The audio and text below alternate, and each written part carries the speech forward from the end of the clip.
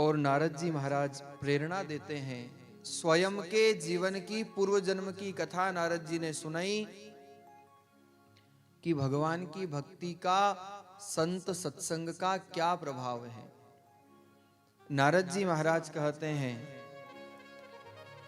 कि मैं पूर्व जन्म में एक दासी पुत्र था।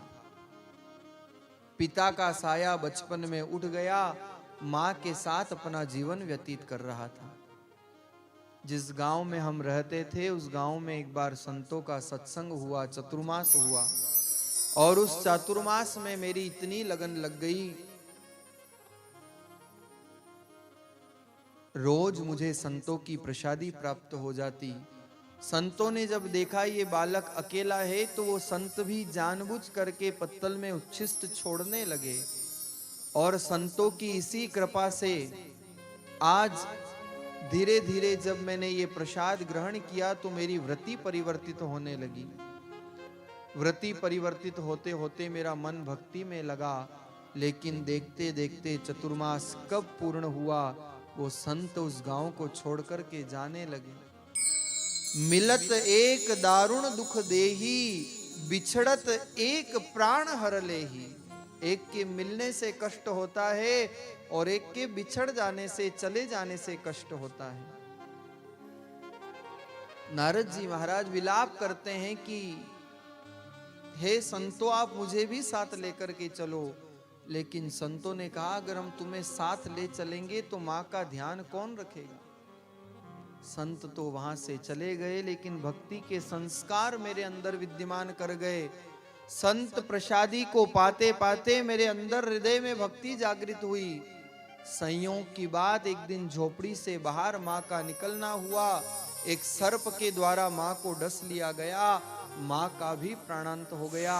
अब मैं अकेला जीव रह गया। सुदामा पर्वत पर जाकर के नारद जी महाराज संतों के द्वारा प्रदत्त सत्संग का आश्रय लेकर के भजन करने लगे, और भजन करते करते आकाश में बिजली चमकती है और भगवान के क्षण मात्र के लिए दर्शन हुए। जैसे ही दर्शन हुए नारद जी महाराज ने कहा प्रभु आपको आने से ज्यादा जाने की जल्दी क्यों रहती है। आकाशवाणी हुई, नारद अभी तुम्हारे जीवन की भक्ति शेष है, जीवन के कुछ कर्म शेष हैं, इसलिए भक्ति करो, मैं तुम्हें जरूर आशीर्वाद प्रदान करूंगा। नारद जी महाराज भगवान के भजन में लग गए।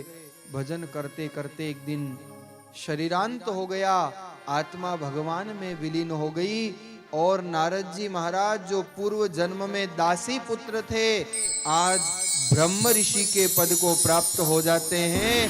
सारे संसार में भगवान का गुणानुवाद करते हैं। एक दासी पुत्र को ब्रह्म ऋषि के पद पर स्थापित करने का सामर्थ्य संत प्रसादी में, सत्संग में होता है। इस प्रसंग को स्वामी रामचरण जी महाराज ने अपनी अनुभव वाणी में वर्णित किया है।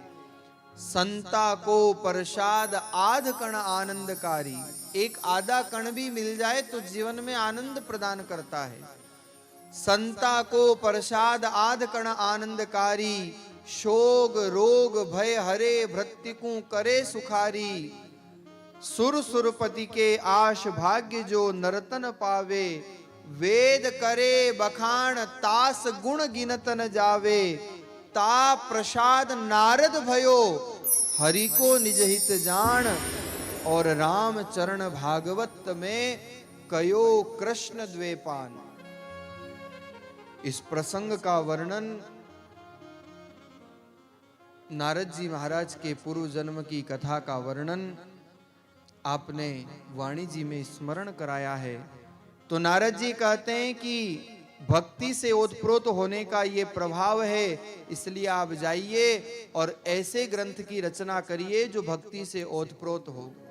नारद जी महाराज की प्रेरणा हुई और व्यास जी महाराज सरस्वती नदी के पावन तट पर, जो बद्रिकाश्रम से ऊपर की ओर है, आज एक सज्जन आए थे कथा से पहले, आरती के बाद। वह पूछ रहे थे, महाराज बद्री विशाल का नाम बद्री विशाल क्यों हुआ? बद्री विशाल का नाम इसलिए बद्री विशाल हुआ क्योंकि बद्री नाम के वहां एक राजा हुए, उन्होंने तपस्या की और ऐसी विशाल उनकी तपस्या का प्रभाव रहा कि साक्षात भगवान नर नारायण के रूप में वहां पर आविर्भूत होते हैं। इसलिए वो धाम बद्री विशाल धाम के नाम से प्रसिद्ध होता है। तो बद्रिकाश्रम से भी ऊपर एक व्यास आश्रम बना है, बहुत कम लोग पहुंच पाते हैं, वहां ऑक्सीजन बहुत कम है उस जगह। व्यास आश्रम पर श्रीमद् भागवत महापुराण की रचना हुई।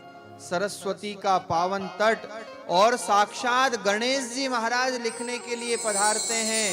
व्यास जी महाराज ने उच्चारण किया है, गणेश जी ने लिखा है और सारे संसार के सामने श्रीमद् भागवत महापुराण का आविर्भाव हुआ।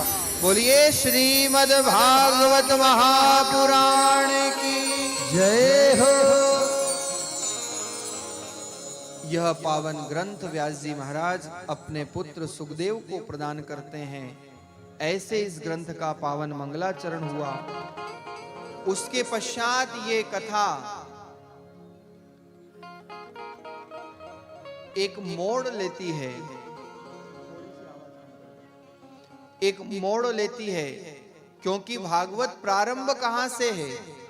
जहां से महाभारत समाप्त हुई है वहीं से भागवत का प्रारंभ हुआ है। ग्रंथकार वर्णन करते हैं कि राजन, महाभारत के युद्ध में जब अर्जुन का पुत्र अभिमन्यु चक्रव्यूह में मौत को प्राप्त हो जाता है, अभिमन्यु की पत्नी उत्तरा के गर्भ में एक शिशु पल रहा है, लेकिन अश्वत्थामा उस शिशु को भी मारना चाहता है, पांडवों का वंश समाप्त करना चाहता है। 5 पुत्रों की हत्या करने के बाद आज उत्तरा के गर्भ पर ब्रह्मास्त्र का प्रयोग करता है।